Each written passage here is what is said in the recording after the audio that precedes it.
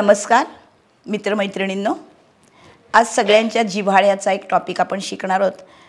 खरं म्हणजे ज्यांना हा अभ्यास माहिती आहे भविष्यशास्त्राचा त्यांना माहीत असणारा हा मी शब्द सांगणार आहे तो आहे. पण आता असं झालं आहे की सर्वसामान्य माणसं ही रोज त्या भविष्यशास्त्राबद्दल येणारे यूट्यूबवरचे व्हिडिओ बघत असतात.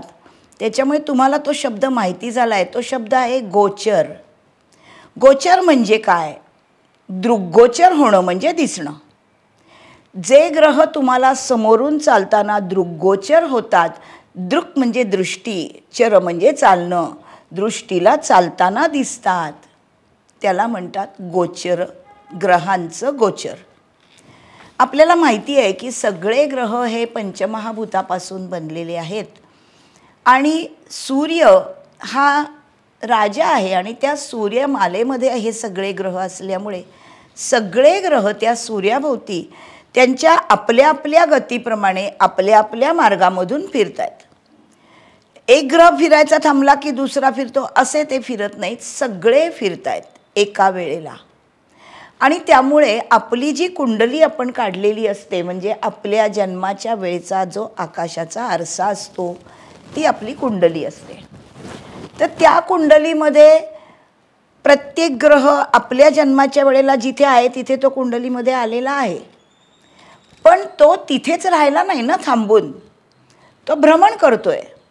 त्यामुळे आपण एखाद्या विवक्षित वेळेला आत्ता ग्रहांचं भ्रमण कुठल्या स्थानातून चाललंय हे सगळे ग्रह आपल्यावर परिणाम करतात. अर्थात जे प्रमुख ग्रह आहेत म्हणजे जे आकाराने मोठे आहेत आणि जे प्रमुख शुभ आहेत आणि प्रमुख पापग्रह आहेत म्हणजे कोण? रवीचं गोचर, शनीचं गोचर, राहूचं गोचर हे नैसर्गिक पापग्रहांचं गोचर आणि गुरुचं गोचर हा सर्वात मोठा नैसर्गिक शुभग्रह आहे. त्यानंतर क्रमाने शुक्र आणि बुधाचं गोचर आणि चंद्राचं गोचर हे तर खूप फास्टेस्ट मूव्हिंग आहे. चंद्र तो 2.5 दिवसात म्हणजे 60 तासात एक रास पूर्ण करतो, म्हणजे दर 2 तासाला तो 1 अंश पुढे जातो. आता हे सगळं ग्रहांचं भ्रमण होत असताना आपण याला इंग्रजीमध्ये ट्रान्झिटिंग प्लॅनेट्स असं म्हणतो. हे जास्त पटकन कळेल तुम्हाला, कारण सर्वसामान्यपणे गुरुचं ट्रान्झिट कुठून चाललं आहे असं म्हटलं जातं. याचा अर्थ गुरुचं गोचर कुठून चाललं आहे. मग हे सगळे ग्रह जेव्हा फिरतात आपल्यावर परिणाम करतात तेव्हा सगळ्यांचा परिणाम एकसारखा कसा असेल? कारण प्रत्येकाचा स्वभाव वेगळा आहे, प्रत्येकाचं कारकत्व वेगळं आहे आणि गोचरीनी फिरताना तो कुठल्या राशीतून येतोय फिरायला त्याप्रमाणे त्या ग्रहाचा परिणाम प्रत्येक माणसाच्या कुंडलीत प्रत्येकी वेगवेगळा असतो. मग त्याला एक काहीतरी नियम पाहिजे की कशावरून पाहायचं गोचर. म्हणजे गुरुचं गोचर बघताना ते गुरुपासून पाहायचं का फक्त आपल्या कुंडलीतल्या स्थानावरून पाहायचं का आपल्या लग्नकुंडलीतल्या लग्नावरून आपल्याला कितवा हे ठरवायचं. कारण प्रत्येक ग्रह हा कधीतरी चांगला पण असतो आणि कधीतरी तो चांगला नाही आहे असा पण असतो. ग्रहांचे परिणाम नेहमी ड्युअल आहेत. त्यामुळे एक काहीतरी परिमाण ठरवावं लागतं. कुठल्याही गोष्टीचे परिणाम बघण्यासाठी परिमाण पाहिजे. म्हणजे कसं, समजा लाडू करते आई, सगळ्या लाडूला 2 तारी पाक चालत नाही. सगळ्या बायकांना कळेल मी काय म्हणते ते. काही लाडू पिठी साखर घालून पण होतात.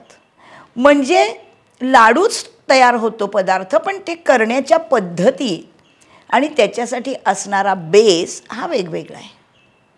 तसं ग्रहांचं गोचर बघताना आपल्याला कुठल्याही ग्रहाच्या फिरण्याचे असण्याचे परिणाम हे कुठे दिसतात, जाणवतात कुठे? आपल्या डोक्याला, हाताला, पायाला, हृदयाला हे जाणीव होत नाही. आपल्याला कुठलीही जाणीव ही मनातून होते. मन म्हणजे चंद्र. त्यामुळे गोचरीचे परिणाम हे तुमच्या कुंडलीतल्या चंद्रापासून तो ग्रह कितवा आला, तुमच्या कुंडलीतल्या चंद्रापासून जो ग्रह गोचर करणारा बघणार आहात तो कितवा आला क्रमाने त्याप्रमाणे तो शुभ किंवा अशुभ फळ देतो. कशाचं? चंद्रापासून शुभ आलेला ग्रह कोणत्या स्थानात आहे त्या स्थानाचं शुभ देणार आहे. चंद्रापासून अशुभ आलेला ग्रह कोणत्या स्थानातून चाललाय त्या स्थानाचा तो अशुभ परिणाम देणार. मग स्थानाचं म्हणजे काय? तर प्रत्येक स्थान ट्रक लोड गोष्टी दाखवतं कुंडलीमध्ये. त्यातल्या ज्या गोष्टीला तो सिंक्रोनाइज होतो त्याचे परिणाम. म्हणजे असं बघा, रवी आरोग्याचा कारक आहे. हा रवी लग्नातून चालला कुणाच्याही तर तो चंद्रापासून कितवा शुभ याला नियम आहे. बाकीचा सगळा अशुभ परिणाम. मग लग्नातून चाललेला रवी शुभ असेल तर कशाचे शुभ परिणाम देईल? आरोग्याचे, व्यक्तिमत्वाचे, अधिकारपदाचे. जर अशुभ असेल तर कसले चुकीचे परिणाम किंवा अशुभ परिणाम देईल? अनारोग्याचे, तुमच्याकडचा असलेला अधिकारपदाचा उपयोग न होण्याचे. या पद्धतीने प्रत्येक ग्रहाचं गोचर बघताना ते स्थानामधून आणि तो ग्रह गोचरीनी चंद्रापासून कितवा आला आहे यावरून ठरतं. नेहमी ग्रहाचे परिणाम दोन प्रकारचे असतात. आपण आता पहिल्यांदा गोचर म्हणजे काय हे का बघायचं हे मी तुम्हाला सांगते. त्यानंतर आपण चंद्राचं गोचर सुरू करूया. ग्रहांचं गोचर म्हणजे वर्तमान काळातली ग्रहांची स्थिती, जी आकाशामध्ये ग्रह फिरतायत ती. आणि ती आपण बघणार आहोत कुठून? आपल्याकडच्या कुंडलीवरून. गोचरीच्या ग्रह फिरणारे आहेत त्यांचा परिणाम बघायचा असतो. त्याच्याबरोबर कुंडलीमध्ये अजून एक विषय असा महत्त्वाचा असतो की तुमच्या महादशा कुठल्या आहेत. महादशा याचा अर्थ एका वाक्यात सांगते, कारण आपण आता महादशा शिकणार नाही आहोत, की ज्या ग्रहाची महादशा तुम्हाला चालू असते तो ग्रह तेवढा काळ तुमच्यावर गव्हर्निंग असतो, कंट्रोल ठेवून असतो. एवढाच अर्थ आहे महादशेचा. आता महादशांचे परिणाम बघायच्या सुद्धा आधी गोचरीचे परिणाम बघायचे, कारण ग्रहांचं गोचर हे वर्तमान काळ आहे. आणि या वर्तमान काळामध्ये या ग्रहांच्या गोचरचा कसा कसा परिणाम दिसतोय हे आपल्याला समजतं, ते आपल्याला जाणवतं. आपल्याला पुढच्या वर्षी काय होणार आहे, पुढच्या महादशेत काय होणार आहे याच्याशी काही कर्तव्य नसतं. माझा आजचा दिवस कसा आहे, मला हा गुरु एक वर्षभर आलेला हा माझ्या चंद्रापासून कितवा आहे, मग मला काय शुभ परिणाम देणार आहे, मग तो माझ्या कुंडलीमध्ये काय करणार आहे हे आपल्याला हवं असतं. म्हणजे समोर दिसणारा काळ ज्याचा कालनिर्णय आपण करतो, या वर्तमान काळाबद्दल गोचर महत्त्वाचं असतं. म्हणून महादशांच्या आधी गोचरीचे परिणाम पाहायचे असतात आणि ते आधी कामाला येतात. गुरु आणि शनी यांच्या जर महादशा असतील कुणाला, तर गुरु आणि शनीचं गोचर भ्रमण जरी अशुभ असेल तरी गव्हर्निंग गुरु आणि शनी आहेत म्हणून त्यांचे अशुभ परिणाम कमी होतात.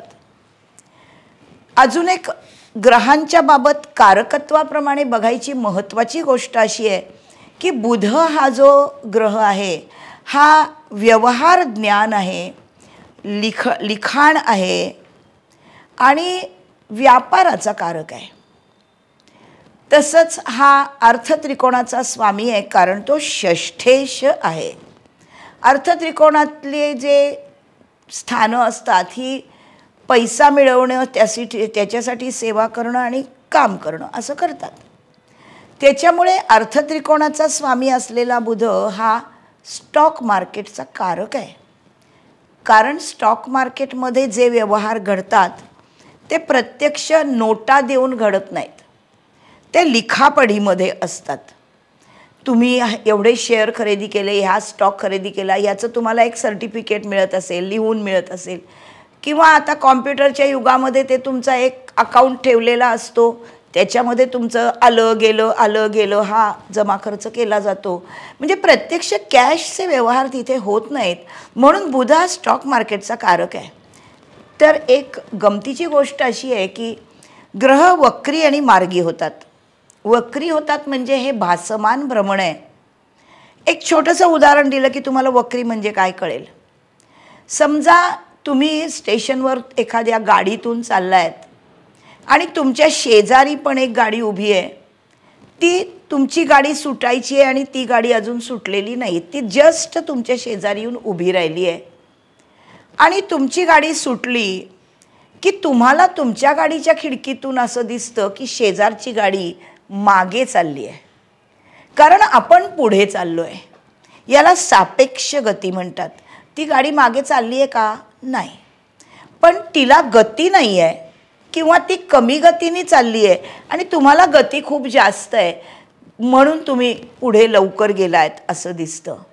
त्यामुळे जेव्हा ग्रहांच्या गतीमध्ये फरक पडतो आणि ते दोन्ही ग्रह शेजारच्या कक्षेतून एकमेकांच्या चाललेले असतात, त्यावेळेला पृथ्वीवरून, हे सगळं पृथ्वीच्या सापेक्ष चाललेलं आहे, कारण आपण ग्रहांच्याकडे बघतो ते सूर्यावरून किंवा दुसऱ्या ग्रहावरून बघत नाही, आपण सगळ्या ग्रहांकडे पृथ्वीवरून बघतो.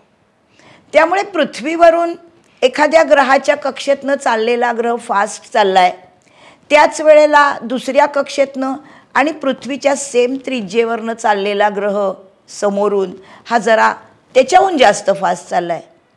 तिसरा ग्रह खूप स्लो चाललाय. तर जे ग्रह फास्ट ग्रहाच्या सापेक्ष कमी गतीने जातात ते मागे गेलेत असं वाटतं. याला वक्री म्हणतात. म्हणजे काय होतं की त्यांचा पृथ्वीशी संपर्क जास्त वेळ येतो, म्हणून वक्री ग्रह हे जास्त तीव्र परिणाम देतात. एवढंच प्रिन्सिपल महत्त्वाचं. ते प्रत्यक्षात कुठेही मागे वगैरे जात नसतात. फक्त नक्षत्रांवाईज आपण बघतो, फास्ट जाणारा ग्रह पटापट नक्षत्र बदलतो, त्याच्यापेक्षा कमी गतीचा जो ग्रह असतो तो त्याच्यापेक्षा जास्त वेळ एका नक्षत्रात राहतो, आणि अगदी कमी असलेला गती असलेला ग्रह हा पहिल्याच नक्षत्रात जवळपास सगळा वेळ थांबलाय असं वाटतं. म्हणून वक्री ग्रहांचे परिणाम त्या त्या नक्षत्राप्रमाणे आपल्याला पृथ्वीवर जाणवतात. आपण पृथ्वीवरून ग्रहांकडे बघतो, हे लक्षात घ्या. म्हणून बुधाच्या बाबतीत असं आहे, बुध हा स्टॉक मार्केटचा कारक आहे. तर बुध तर मार्केटमध्ये जेव्हा काम करतो माणूस, खरेदी विक्री करतो, तेव्हा तो स्टॅटिक राहून चालेल का? त्याला ॲलर्ट राहायला पाहिजे ना. हा बुध जेव्हा वक्री होतो ना, म्हणजे स्लो झाल्यामुळे वक्री झालाय असं वाटतं, तेव्हा मार्केट पडतं, हे नक्की दिसतं. तसा गुरु हा सोन्याच्या मार्केटचा कारक आहे. गुरु वक्री झाला की सोन्याचे भाव वाढतात. करून बघा हा प्रयोग, तुम्हाला दिसतात पंचांगात वक्री ग्रह. वक्री बुधचा अजून एक नियम असा आहे की आता ग्रह वक्री होतात ना, तर ते ठराविक पिरियडनी होतात. तिथे पण नियम आहे, नियमाने वक्री होतात ग्रह. तर बुध वर्षातनं 3दा वक्री होतो. शनी दरवर्षी एकदा 140 दिवस वक्री होतो. गुरु दरवर्षी एकदा 120 दिवस वक्री होतो. तुमच्या कुंडलीमध्ये बुध आणि शुक्र वक्री होण्याचे वेगळे नियम नाहीत, कारण हे दोन्ही ग्रह रवीच्या अगदी जवळ आहेत. बुध हा 20 अंशाच्या पुढे गेला की वक्री होतो, शुक्र 28 अंशाच्या पुढे गेला की वक्री होतो.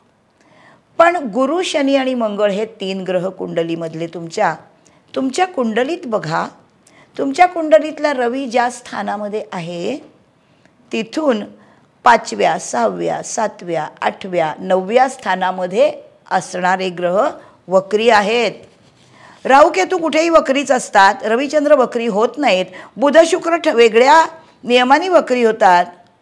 पण गुरु, शनी, मंगळ हे तुमच्या कुंडलीतल्या रवीपासून स्थानाने 5वे, 6वे, 7वे, 8वे, 9वे आले की ते वक्री झाले, ते दिसतं तुम्हाला कुंडलीत बघा. हा एक ठोकताळा आहे, कुंडली बरोबर लिहिली आहे का नाही याचा सुद्धा. रवीच्या स्थानापासून जसं आपण कुंडलीचं चूक बरोबर शोधतो, तसं वक्री ग्रहांवरूनही हे शोधता येतं. हे जाता जाता 2-3 गोष्टी तुम्हाला सांगितल्या. बुध जेव्हा वक्री होतो ना, तेव्हा हा 5 अंशापेक्षा कमीमध्ये वक्री झाला आणि दुसऱ्या ग्रहाच्या बरोबर आहे. तर बुधावर दुसऱ्या ग्रहाचा लगेच परिणाम होतो, कारण तो अगदी छोटा ग्रह आहे बुध हा. त्यामुळे बुधाचे वक्री परिणाम होत नाहीत. वक्री बुधाचा मार्गी झाला की मार्केट वर चढतं. गोचरीच्या भ्रमणामध्ये नेहमी असलेला एक प्रचंड इंटरेस्टचा प्रश्न असा आहे की परदेश प्रवास. आजकाल प्रत्येकाला परदेशी जायचं आहे, शिकायलाच जायचं आहे, नोकरीलाच जायचं आहे असं नाही. कारण आता इतक्या सुखसोयी झाल्या आहेत की युरोप टूर करून आलो, न्यूझीलंड टूर करून आलो, ऑस्ट्रेलियाला जाऊन आलो, अमेरिकेमध्ये नॉर्थ अमेरिका केली, मग साऊथ अमेरिका केली, मग कॅनडाला जाऊन आलो, असं सहजपणे आपण बोलतो आहे. कारण विमानांच्या सोयी चांगल्या झाल्या आहेत आणि आपली इकॉनॉमी ही डेव्हलप्ड इकॉनॉमी झाली आहे आपल्या देशाची. पर कॅपिटा इन्कम वाढलं आहे, यात शंका नाही. आणि त्याच्यामुळे परदेश प्रवास करणं ही तशी आवाक्यातली गोष्ट झाली आहे माणसाच्या. तुमच्या कुंडलीमध्ये गोचरीचा गुरु जर व्ययाशी संबंधित आणि भाग्याशी संबंधित, राहू पण व्ययाशी संबंधित आणि भाग्याशी संबंधित, म्हणजे गुरु राहू दोघांच्या दृष्टी सेम आहेत. आत्ता एक उदाहरण घेऊया आपण. आत्ता गोचरीचा गुरु आहे मिथुनेमध्ये आणि गोचरीचा राहू आहे कुंभेमध्ये. आपण परवाच बघितलं आहे कुंभ आणि चंद्र आणि राहूचे कुंभेमध्ये झालेलं ग्रहण. तर ज्यांच्या कुंडलीमध्ये गुरु आणि राहू हे दोघंही एकाच त्रिकोणात आलेत, कारण मिथुन तुळ कुंभ हा कामत्रिकोण आहे, त्यामुळे कुठल्याही कुंडलीमध्ये गुरु आणि राहू आता एकमेकाकडे बघणारच आहेत, कारण दोघांच्या दृष्टी सेम आहेत. पण हे जर चतुर्थात, व्ययात, अष्टमात म्हणजे जर मोक्ष त्रिकोणामध्ये आलेले असतील तर परदेश प्रवास घडणार आहे माणसाला. जर समजा ह्या अग्नितत्वाच्या म्हणजे आपल्या धर्मत्रिकोणामध्ये आले, 4, 8, 12 लग्न आलं कुठलंही, तरीसुद्धा परदेश प्रवास घडणार आहे. व्ययाचा आणि भाग्याचा संबंध गोचरीच्या गुरु आणि राहूशी होईल. मग तिथे तो शुभ अशुभ याने फरक पडत नाही, कारण हा त्यांचा स्वतःचा परिणाम आहे. तरी तुम्हाला परदेश प्रवास घडतो. गोचरीचा कुठलाही ग्रह कुठल्या स्थानातून जाताना शुभ फळं देणार आहे, कुणाला वाईट देणार आहे. तर सगळ्यात पहिलं जेव्हा कुठलाही ग्रह स्वतःच्या कारक स्थानामधून जातो, स्वतःच्या कारक स्थानाकडे बघतो, तेव्हा त्या स्थानाचे परिणाम शुभच देईल, शुभ ग्रह. आपण आता चंद्राचं गोचर बघूया. म्हणजे त्याचे नियम पहिला काय आहे कुठलंही गोचर बघताना. तर ज्या ग्रहाचं गोचर म्हणजे ज्या ग्रहाचं ट्रान्झिटिंग प्लॅनेट कोण आहे, मून इज अ ट्रान्झिटिंग प्लॅनेट, असं बघा. चंद्राचं गोचर आपल्याला बघायचं आहे. हे कुणावरून बघायचं, त्याला नियम पाहिजे ना, की कुठेही चंद्र कशापासून कितवायला काहीतरी आपल्याला त्याला बेस नको का. जेव्हा आपण एखाद्या घराचा पत्ता बघतो की माझ्या घरापासून 15 पावलावर याचं घर आहे, माझ्या घरापासून पश्चिम दिशेला हे घर आहे, माझ्या घरापासून उत्तर दिशेला हे देऊळ आहे, असं आपण सापेक्ष बोलतो. तसं चंद्रापासून गोचर बघितलं जातं, कुंडलीतल्या चंद्रापासून. मग त्याला नियम काय, प्रत्येक ग्रहाच्या गोचरीचा नियम वेगळा, कारण प्रत्येक ग्रहाच्या फिरण्याचा गतीचा नियम वेगळा, प्रत्येक ग्रहाचा ज्या सर्कलमध्ये ज्या मार्गातून फिरतो तो मार्ग वेगळा. कधीही ग्रह एकमेकावर आपटत नाही, चंद्रावर येऊन कोणीही आपटत नाही. गुरु शुक्राची युती झाली म्हणून गुरु शुक्र एकमेकाच्या अंगावर बसत नाहीत, हे सापेक्ष असतं. पृथ्वीवरून ते एका पुढे एक दिसले, जवळ वाटले, एका त्रिज्येवर, की आपल्याला वाटतं की यांची युती झाली. तसं चंद्रापासून चंद्र कितवा शुभ, पहिला, तिसरा, 6वा, 7वा, 10वा आणि 11वा. एक नियम नक्की आहे, प्रत्येक ग्रह चंद्रापासून 11वा लाभच देतो, कारण 11वं स्थान हे लाभस्थान आहे. मग आपल्या कुंडलीमध्ये आपल्याला मोजायचं कसं हे समजत नाही कधी कधी. मग एक छोटी सोपी गोष्ट सांगते तुम्हाला. तुमची चंद्रकुंडली काढा. म्हणजे काय, तुमच्या कुंडलीमध्ये चंद्र ज्या स्थानात आहे ना, समजा तुमची कर्क रास आहे, तर कर्क राशीला लग्न करा आणि आकडे लिहून घ्या आणि कुंडलीतले ग्रह तिथे घाला परत. अर्थात तुमच्या कुंडलीतल्या लग्न कुंडलीचं आणि चंद्रकुंडलीचं जर लग्न एकच येईल, म्हणजे तुमचा लग्नी चंद्र असेल तर चंद्रकुंडली तीच असेल.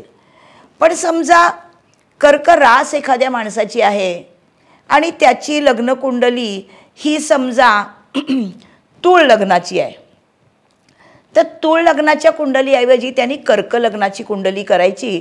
आणि मग अर्थात कुंडलीत असलेले जे ग्रह आहेत ते स्थानं बदलतील चंद्रकुंडलीत, राशी नाही बदलायच्या, आहे त्या राशीतच ठेवायचे, आकडा तोच आला पाहिजे, स्थान बदलणार की नाही. कारण तूळ लग्नाच्या कुंडलीमध्ये कर्क रास ही दशमामध्ये येते. जेव्हा तुम्ही कर्क राशीचं लग्न केलं तेव्हा तूळ रास चतुर्थात आली, मग तूळ राशीतला ग्रह लग्नी होता तो चतुर्थात येईल. समजलं? सोपं आहे, अवघड नाही आहे काही. चंद्र लग्नी करा आणि कुंडली काढा, त्याला म्हणतात चंद्रकुंडली. मग सोपं काय होतं की आता समजा एक उदाहरण आपण कर्कलग्नाचंच घेतोय, तर कर्कलग्नाच्या कुंडलीमध्ये बघा तुम्हाला समोर दिसतंय, कर्कलग्नाच्या कुंडलीमध्ये आत्ता गोचरीचा जो गुरु आहे, आपण एक उदाहरण घेणार आहे फक्त, तो आत्ता मिथुनेतून चालला आहे. तर तो कर्कलग्नाच्या कुंडलीत कुठून चालला आहे? व्ययस्थानामधून. आत्ता जो गोचरीचा राहू आहे तो कुंभेतून चालला आहे, तो कर्कलग्नाच्या कुंडलीत कुठून चालला आहे? अष्टमस्थानामधून. मग तो चंद्रापासून कितवा आहे? या कुंडलीला 8वा आहे आणि गुरुचंद्रापासून गुरुचंद्रापासून मिथुनेतला आहे तो कितवा आहे? तो 12वा आहे. इतकं सहजपणे तुम्हाला ग्रह आपल्या चंद्रापासून कितवे आले हे पटकन कळतं. मोजत बसायची गरज नाही. चंद्राला लग्न करून चंद्रकुंडली काढा की चंद्रापासून गोचर कितवं हे कळतं आणि चंद्रापासून गोचर ज्या नंबरचं आहे ते शुभ किंवा अशुभ असतं. चला आपण बघूया चंद्र. आता चंद्र हा दर 2.5 दिवसाला रास बदलतो. पण आपण काय करतो की आपल्याला समजा आज इंटरव्ह्यूला जायचं आहे, मग आपल्याला चंद्र कितवा आहे, चांगला आहे का? तर ज्यांचा आता समजा आज पंचांगामध्ये चंद्र असेल वृषभ राशीमध्ये आणि ही आपण कर्क चंद्राची कुंडली बघतोय, चंद्रकुंडलीचं लग्न आपण कर्क केलं आहे, त्यामुळे रास चंद्राचीच आहे, कर्क रासच आहे. मग कर्क राशीपासनं वृषभ राशीचं गोचर हे कितवं आलं बघा बरं. लाभस्थानात आला की नाही 2 आकडा, म्हणजे ते 11वं आहे. मग शुभ का अशुभ? मोस्टली उत्तम शुभ, कारण 11वं गोचर प्रत्येक ग्रहाचं शुभ असतं, कारण 11वं स्थान म्हणजे लाभस्थान आहे. समजा आपण दुसरं चंद्र घेऊया, कर्क लग्नाचे आपण कुंडली चंद्र लग्न कर्क केलेलं आहे, तर दुसरा आपण आज चंद्र धरूया की समजा वृश्चिकेमध्ये चंद्र आहे. तर हा चंद्र या कर्केच्या चंद्रापासून कितवा आला? 4 आणि 4 8 नाही करायचं, आधी 8 आकड्यात लिहायचा, मग आपल्याला मोजावं लागत नाही. 8 आकडा कुठे आला? या कुंडलीच्या पंचमात आला ना, म्हणजे तो चंद्रापासून 5वा चंद्र आला. हा चांगला आहे का? वरती लिहून ठेवायचं चंद्राचं गोचर 1 3 6 7 10 11 शुभ, 5वं शुभ नाही. मग 5वं शुभ नाही आहे तर हे शिक्षणाच्या स्थानामध्ये आलेलं आहे चंद्राला, म्हणजे अडचणी कुठे येतील? तर शिक्षणाच्या कामामध्ये अडचणी येतील, पैशाच्या कामामध्ये अडचणी आणेल किंवा मुलांच्या संबंधाच्या कामामध्ये अडचणी आलेल, कारण हे शुभ भ्रमण नाही आहे आणि हे 5वं आहे. याला म्हणतात प्रेडिक्टिव्ह ॲस्ट्रॉलॉजी. इतकं सहजपणे तुम्हाला गोचर बघता येतं. नियम पूर्णपणे ज्ञात असलेच पाहिजेत. चंद्राचं आपण गोचर भ्रमण बघतोय. चंद्रापासून प्रत्येकजण आपली कुंडली घेऊन बसा समोर, चंद्रकुंडली काढा आणि मूळ चंद्रापासनं चंद्राचं भ्रमण शुभ कुठलं?